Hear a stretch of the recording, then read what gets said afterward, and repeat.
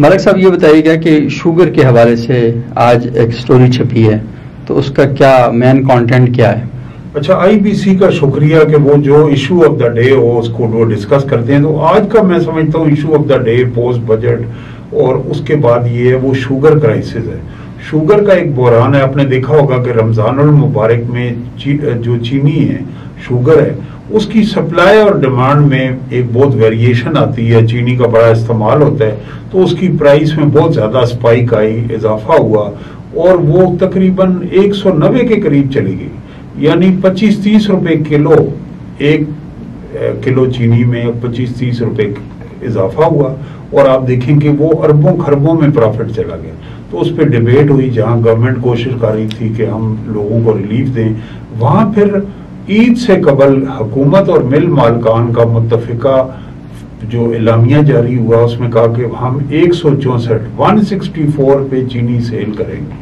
وہ اس کے بعد عید الفطر آئی، اب عید الاضحیٰ آئی ہے، چینی آپ کو کہیں 164 پہ دستیاب نہیں ہے، 190 بلکہ ایک ڈان اخبار کی خبر کے مطابق 195 تک پہنچ گئی. تو اس میں چینی میں سپلائی اور ڈیمانڈ کا ایشو کیا، اور اس سے پہلے ایک سمری بنی، شوگر مل ایسوسی ایشن نے ایک بیان دیا کہ ہمارے پاس سرپلس ہے. اب یہ بڑا انٹرسٹنگ ہے کہ ڈیٹا جو ہوتا ہے کہ چینی کا سٹاک کتنا ہے، اس کو گورنمنٹ کے ادارے نہیں ہیں کہ جو ویریفائی کرے. وہ شوگر ملوں پہ رلائے کرتے ہیں کہ اس وقت ہمارے پاس چینی کا ذخیرہ کل کتنا ہے، اتنی چینی سٹاک میں، اتنی اس کی کنزمپشن ہے ملک کے اندر اگلے 6 ماہ کے درمیان، اور کرشنگ سیزن سے پہلے اتنی ہے. لہذا یہ جو چینی ہمیں ایکسپورٹ کرنی چاہیے اور اس سے فورن ایکسچینج ہم زر مبادلہ کمائیں گے.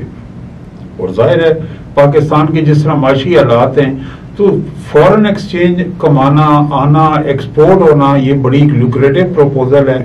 اور پھر ماحول ایسا بنایا جاتا ہے شوگر مل مالکان کی طرف سے کہ چینی ایکسپورٹ ہو جاتی ہے. ایکسپورٹ ہو گئی، لیکن پہلے انہوں نے ایکسپورٹ کی اور منافع کمایا. اس دوران پرائس کنٹرول یہاں میکینزم نہیں تھا. جب اس میں چینی کی قلت ہوئی، شارٹیج ہوئی اور وہ سٹاک جو بتایا گیا نہیں ہوا اور اس کی عدم دستیابی ہوئی، تو اس کرائسس میں چینی کی فی کلو قیمت میں 25-30 روپے آپ کما رہے ہیں اور چینی اس قیمت میں دستیاب بھی نہیں. اب 1-2 مہینے کے بعد ایسا کیا ہوا کہ دوبارہ حکومت یہ ڈیسائیڈ کر رہی ہے کہ ہم چینی کو باہر سے امپورٹ کریں گے. یعنی ایک دفعہ آپ سبسڈی لے رہے ہیں کرشنگ سیزن سے پہلے. اس میں 2 چیزیں بڑی امپورٹنٹ ہے. ایک تو جو کسان ہے وہ کسان گنے کو ذخیرہ نہیں کر سکتا. چینی کا سٹاک رکھا جا سکتا ہے لیکن گنے کی جو فصل ہے وہ گنا اور ایگریکلچر زرعی اجناس میں سے ہے، وہ خراب ہونے شروع ہو جاتا ہے. تو مل مالکان وہ خریدتے نہیں ہیں اور وہ حکومت پہ پریشر آتا ہے کہ آپ اس کی ایک سپورٹ پرائز فنڈ کریں تو وہ ہم تب خریدیں گے.